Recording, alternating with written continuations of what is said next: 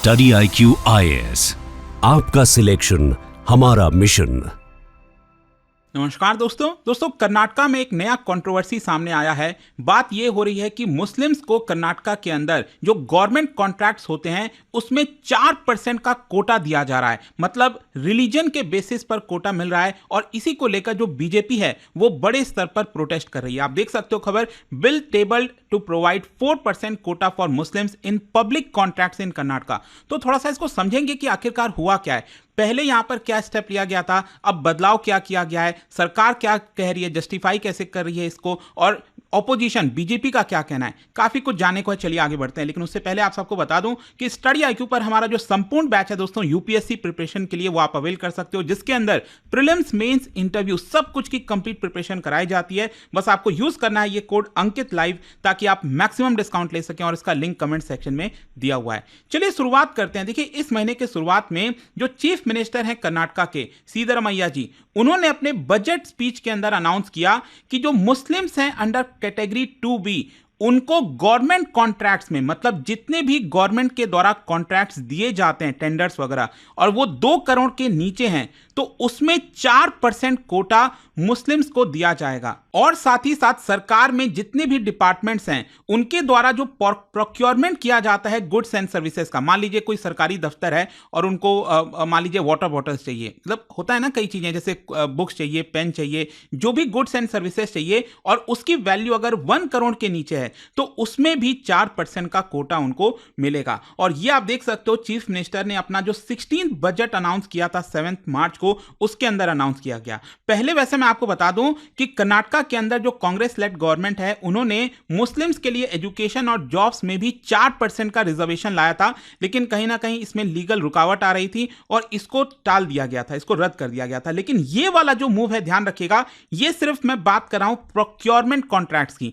यहां पर हम एजुकेशन और जॉब्स की बात नहीं कर रहे हैं, मतलब सरकार जो प्रोक्योरमेंट करती है, कॉन्ट्रैक्ट्स देती है, उसकी हम चर्चा कर रहे हैं। और इसी की वजह से अगर आप देखोगे, इसकी वजह से जो बीजेपी है, ऑपोजिशन पार्टी कर्नाटका के अंदर, उनके जो चीफ हैं BY विजेंद्र, उन्होंने कहा कि ये एक प्रकार का सरकारी जिहाद है। और कहीं ना कहीं उनका मानना था कि हम इसको लेकर पार्लियामेंट, मतलब पार्लियामेंट नहीं, वहां का जो असेंबली है कर्नाटका की, वहां पर प्रोटेस्ट करेंगे, असेंबली के बाहर प्रोटेस्ट करेंगे। खैर, क्वेश्चन अब यहां पर सबसे पहला यह आता है कि ये नया कोटा है क्या। देखिए, जैसा कि मैं आपको बोल रहा था कि कर्नाटका के अंदर अगर आप देखोगे तो ऑलरेडी पहले से जो कॉन्ट्रैक्ट्स दिए जाते हैं सरकार के द्वारा, उसमें रिजर्वेशन है। किन लोगों के लिए? ये था पहले शेड्यूल कास्ट के लिए, शेड्यूल ट्राइब्स के लिए और OBCs के लिए। इनफैक्ट मैं आपको बताता हूं, अभी करंट कोटा जो चल रहा था उसमें SCs और STs, शेड्यूल कास्ट और शेड्यूल ट्राइब्स, 24% रिजर्वेशन उनके लिए था। जो भी कॉन्ट्रैक्ट 2 करोड़ के नीचे का होता है तो उसमें 24% रिजर्वेशन SCs और STs के लिए था। और जो गुड्स एंड सर्विसेज का प्रोक्योरमेंट है, उनकी वैल्यू अगर 1 करोड़ से नीचे है तो उसमें भी उनको 24% का रिजर्वेशन था। और देखिए, इस रिजर्वेशन में भी आपको अलग अलग कैटेगरीज देखने को मिलेंगी। जैसे एक कैटेगरी 1 है, मतलब क्या होता है ना, अलग अलग कैटेगरीज में यहां पर कम्युनिटीज का नाम लिखा होता है कि किनको कितना कॉन्ट्रैक्ट मिलेगा। तो कैटेगरी 1 में 4% कोटा है। फिर साथ ही साथ जो कैटेगरी 2B है उसमें 15% कोटा है। तो यहां पर सरकार ने क्या किया है, कर्नाटका सरकार ने,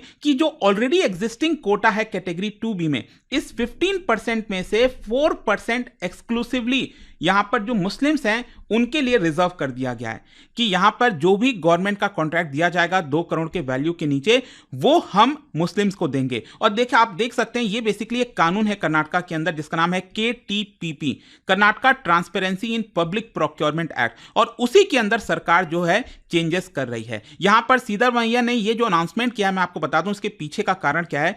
उनके द्वारा बोला यह जा रहा है कि जो मुस्लिम लेजिस्लेटर्स हैं, जो मुस्लिम MLAs हैं कर्नाटका असेंबली के अंदर, उनके द्वारा क्लेम किया गया, उनके द्वारा रिक्वेस्ट किया गया चीफ मिनिस्टर से कि देखिए, we are the only backward community in Karnataka जिनको कोटा नहीं मिलता है। और उनका यह कहना था कि हम माइनॉरिटी कम्युनिटी से बिलोंग करते हैं और टेंडर्स लेने में जो है हमें हमारे साथ भेदभाव किया जाता है, और कहीं ना कहीं हम वर्क कर सकते हैं लेकिन फिर भी हमें टेंडर नहीं मिलता है। और इसी की वजह से उनका कहना था कि मुस्लिम्स के लिए स्पेसिफिक कोटा होना चाहिए। एंड दैट इज वाई अगर आप देखोगे तो 14 मार्च को कर्नाटका की जो कैबिनेट है कर्नाटका गवर्नमेंट की, उन्होंने इस प्रपोजल को एक्सेप्ट कर लिया ताकि मुस्लिम्स को यह रिजर्वेशन मिल सके। अब सरकार का यह कहना है कि हमारा ऑब्जेक्टिव यह है कि 4% ये जो कोटा दिया जा रहा है मुस्लिम्स को, ताकि वो बेसिकली जो वीकर मुस्लिम कम्युनिटीज हैं उनको अपलिफ्ट किया जा सके इकोनॉमिकली, और साथ ही साथ जो एम्प्लॉयमेंट अपॉर्चुनिटीज हैं और जो फाइनेंशियल इंक्लूजन होता है वो हमारी कोशिश है करने की। खैर, यहां पर जो डिप्टी चीफ मिनिस्टर है डीके शिव कुमार, उन्होंने भी अपने मूव को जस्टिफाई किया और देखिए उन्होंने ये कहा कि ये जो कोटा हम लेकर आ रहे हैं, ऐसा नहीं है कि वो सिर्फ मुस्लिम्स के लिए होगा ये 4% कोटा। अगर इसमें क्रिश्चियन, सिख, बुद्धिस्ट मतलब जो माइनॉरिटीज हैं वो भी फायदा लेना चाहते हैं तो वो ले सकेंगे। लेकिन जो अपोजिशन पार्टी है बीजेपी, उनका कहना है कि नहीं, ये स्पेसिफिकली मुस्लिम्स के लिए कहीं ना कहीं लाने की कोशिश की जा रही है। फर्दर जो शिव कुमार है, डीके शिव कुमार, उन्होंने चुटकी भी ली बीजेपी को और कहा कि अगर बीजेपी को इतनी फिक्र है तो वो पार्लियामेंट में, राज्यसभा में मेंबर ऑफ लेजिस्लेटिव जो काउंसिल होती है, उनको मुस्लिम्स को क्यों नहीं देते हैं वो सीट, क्रिश्चियंस को क्यों नहीं देते हैं? अगर उनको इतनी फिक्र है तो उनको भी देना चाहिए। तो एक प्रकार से कर्नाटका सरकार जो है वो इस चीज को जस्टिफाई कर रही है। दूसरी तरफ जो बीजेपी है, देखिए उनका क्या कहना है। उन्होंने बड़े स्तर पर अटैक किया है और देखिए उन्होंने कहा है कि कर्नाटका सरकार अपीजमेंट की पॉलिटिक्स कर रही है।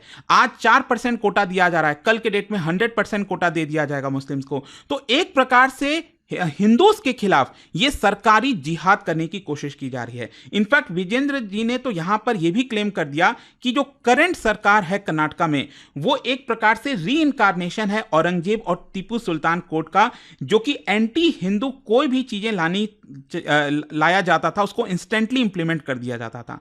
तो एक प्रकार से कर्नाटका गवर्नमेंट को अभी औरंगजेब की एडमिनिस्ट्रेशन और टीपू सुल्तान की एडमिनिस्ट्रेशन से कंपेयर किया जा रहा है बीजेपी के द्वारा।